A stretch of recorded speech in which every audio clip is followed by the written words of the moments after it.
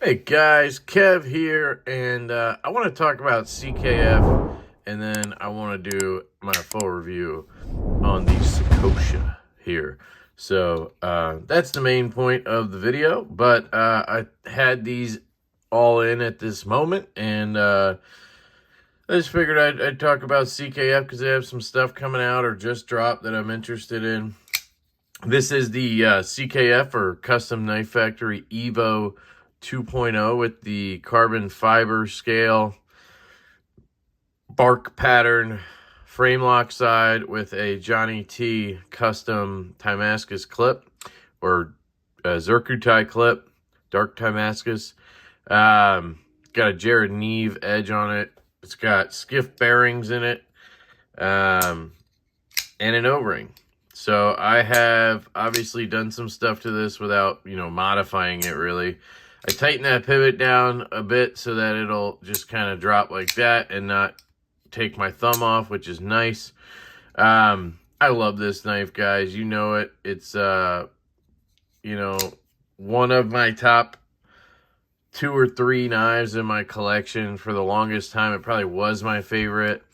It's still up there. It's really hard for me to, I got to do a video on that soon because it has changed a lot recently. I have a good amount of very nice knives I enjoy these days. Talking about, the Rosie, my Gavco, the Brown Cortex, this, obviously. There's more I can't think of right now. My Burger. But anyway, there's that one, and then there's the Satori 2.0. So both of these are 2.0s, which means they're a little bit smaller than the original. This guy is absolutely gorgeous as well. This is a John Sorensen Rotten Design knife. Made by, I believe, Kevin John out of China, but, made for CKF, who assembles them in Russia. And then this is the Satori 2.0 Peter Rosenti design. Also has a Johnny T clip on it. Dude is a beast. Love his clips. This is the black wash version with satin blade. Excellent action. They actually dialed in the detent for it. So I am pretty excited about it. I love this knife very much. And I'm just glad I have both of these. And I have them both here right now because neither of them are loaned out, which is nice. It's nice. And then we have the Sakosha. This is a Tony Marfione collaboration with CKF, and I believe either one of their designers or another designer out of Russia. I forget his name, but he's somehow involved in this as well. And to me, it's basically like supposed to be a CKF version of the SOCOM Elite, right? It obviously has a little bit of a Russian touch with the blade shape and everything, but I think that's the idea here. And let me just slide these up. There's some things I really like about this knife, and then there's things that I just baffle me a little bit. I don't understand. So it's a very interesting one in that sense. First, let's talk about the aesthetics, right? Because let's do my normal sort of breakdown here. I think it's absolutely sexy in terms of the silhouette. I think the blade shape is sexy. Personally, I would go for a hand satin if I could, but this is cool with the two-tone. It's M390, by the way. Titanium scales, anodized bronze. There is a backspacer, so it is a 3-piece, but it just looks kind of integral. I'm not a big fan of this carbon fiber. It just has this sort of, I don't know if you can see it. There you go. It's kind of got this grid on it, or like fingerprint look. And to me, it just looks cheap. I hate the clip. It comes with a bronze one, but it's just as, gnarly and ugly. And it has the billboarding that we all know Tony loves. I don't know what the deal is with that. It normally has a glass breaker on it, which also sucks. But I took a extra body screw, or one of these screws, I think, because CKF sends all their knives with an extra set of hardware. Comes in handy in this case. And maybe they meant for that, but you can see it totally just makes it a much cleaner look as opposed to having a glass breaker sticker. It's like a Microtech glass breaker. Terrible. But yeah, this clip, it works well, and I love that it's reversible. So I got to give it credit there. It goes in pocket and comes out of pocket very well. Honestly, when I initially did the unboxing, I think it was, I tried it and I kind of said it was weird going in pocket left-handed because of that kind of bump right there. I never had a problem after that, so it works great. I'm sure right-handed it's even better. I guess that's sort of a landing pad. I don't know. I can't speak to it right-handed, but for me it was fantastic left-handed. Carried very well. Okay, let me get back to where I was. Aesthetics. So, yeah, I mean, it's sexy for sure. I don't love this side of the knife all that much just because it kind of... it just doesn't have a great contrast to the other side. You know, I kind of wish they had put just an inlay right here or something. You could have done more with this other than just having that outlet for the liner. And then, you know, obviously the clip would normally be over there, so it would look a little bit better, I guess. Here, we can flip it around so you guys can see it. Let me move these out of the way. I guess this really wasn't that much about CKF. It's really just the review, so... let's get those out of the way, and then we can do this real quick. I'm guessing... So, my buddy Steve loaned this to me. And I'm guessing if he doesn't sell it, which I think he wanted to use it as, like, trade bait. I don't think he really wanted the knife long term because of just, you know, his... He didn't love it, right? So I don't know if he would want the glass breaker back on or whatever, but I think I'll probably ship it back to him like this. So this is how it comes stock. You can see how just sort of dumb this side of the knife looks. Your clip lands, like, I didn't even realize that. I thought it would kind of land over top, but it's half exposing the outlet.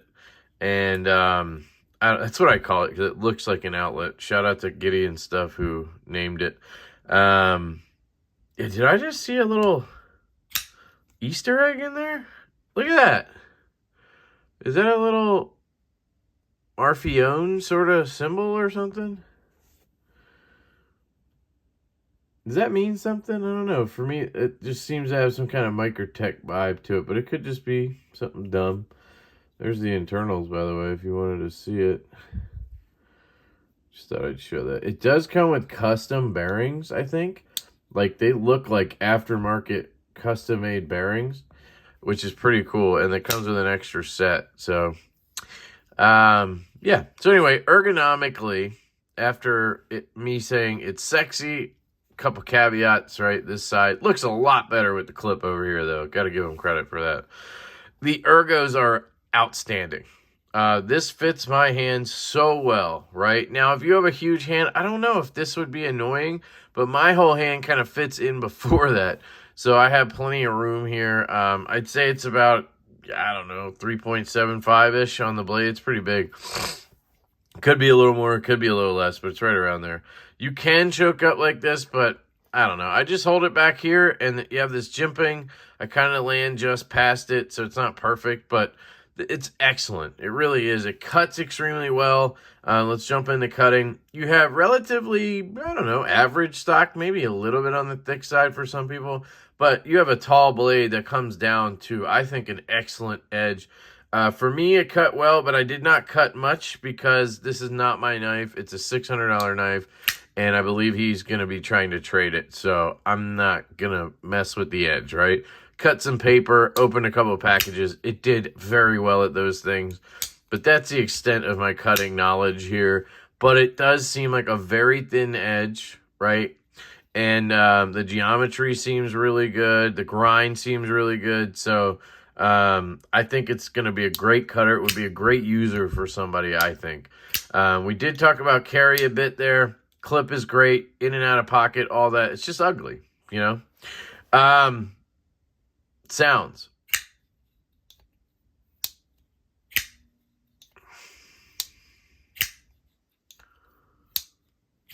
These sounds are incredible. That just thwack on the way out is one of the most addictive thwacks I've ever heard. So I got to give it like a 9 out of 10. It's close to 10 out of 10 territory. If only it had some cool sound on the close. It just kind of closes, which is fine. But I can't give it a 10, you know what I mean? Centering's perfect, by the way. All right, so here we go with action, right? First up, let's check. There's no blade play. Maybe a hint. I have an O-ring in there that I kind of was testing out because I hate Loctiting CKFs. This one's okay because it has tooling on both sides, so I probably would Loctite this if it were mine because the pivot did walk real quick when I got it. The O-ring seems to do a pretty good job. I think I probably should have just over-tightened it a little bit, and then it would have been probably good to go for a while. My Evo seems to hold very well with the O-ring. So I don't know if this one is, you know, I don't know if this one is going to be any different, but come on, baby.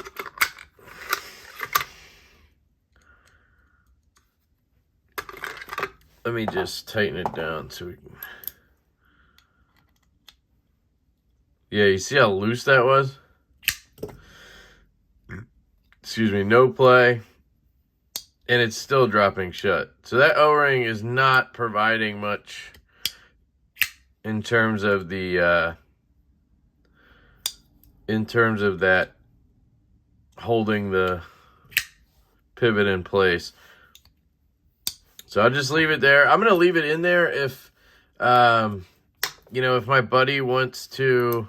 By the way, that was a T25, I think. The Evo uses a T20. So it's a big one. All right. Sorry about all that. I was just trying to get it dialed in. The action. So here, the detent, I've heard people say it's too stiff, right? And while it does feel stiff, at the same time, it feels really good, right? It's not one that hurts my finger after a while or anything. The problem is the thumb studs. They are way too low profile. You see how they like just are so low? They're fat and they're just a little too close to the frame too, I think. So I don't know if it's the detent or just that, because if these were just slightly taller, I would get a better grip and be able to fire them out easier. What happens a lot is you slip right over, right? And I've gotten used to it now, but like on the reverse flick, it's so hard to get under there and keep it and catch it. So that's a huge miss on this knife. Like if these thumb studs were just a little bit longer, I think I would have wanted this knife. Like that's how much of a pain these studs are. You see what I mean? I gotta really dig in. And if you know it and you really focus on it, fine. But if you just like pick this knife out of your pocket and you go, it just doesn't want to come out because of those studs. So that's a huge miss in my opinion. And I know that's kind of that's kind of how the SOCOM was, I guess, or I don't know. I think I recently had the SOCOM Bravo, and I remember they were similar. And that detent was super light, so it kind of worked, you know. The closing action is just dumb. I mean, it's CKF drop shut. So they were able to pull up a stronger detent and drop shut, which is good because it means they're listening, right? They did dial the detent up on this. I think a year ago, this knife would have had a super weak detent. I would have been able to fling it out like the SOCOM Bravo. This is not like that. So I have to commend them for that. I want to make that clear because we give them shit. They started updating their detents. This Satori, the original version, was one I complained about that detent so hard. And this version is just perfect. They dialed it up, right? So I'm hoping they do that on the Evo 3.0 too, because this detent, while really good, is a little bit light as well. So they listened and they started dialing up detents. So I want to give credit to Custom Knife Factory. Thank you for listening, guys. Overall, I think this is a really cool knife, a very intriguing knife. I think between this and the SOCOM Bravo, I'd much rather have this knife. Yeah, it's double the price-ish, so I get it. It is titanium, by the way, anodized bronze. It's not, you know, brass or bronze or whatever. I love that it's a liner lock. I really would love to see more designs, more knives come out with this type of lock system. It's just a really beefy liner lock. I think it's steel, by the way, the liner, and it works so well. So I love seeing that. You see with that thumb stud, it just slips. So I really like it. I don't think it's worth $600 or like the ones that sold on NC Blade the other day. Some special versions that were like $1,400. Just with these studs, it's just like, you know, the knife is somewhat unusable because of it. Some people are going to really struggle with it. And I will say the detent broke in a bit. The longer I had this, I think because I carried it a lot and I flicked it a lot.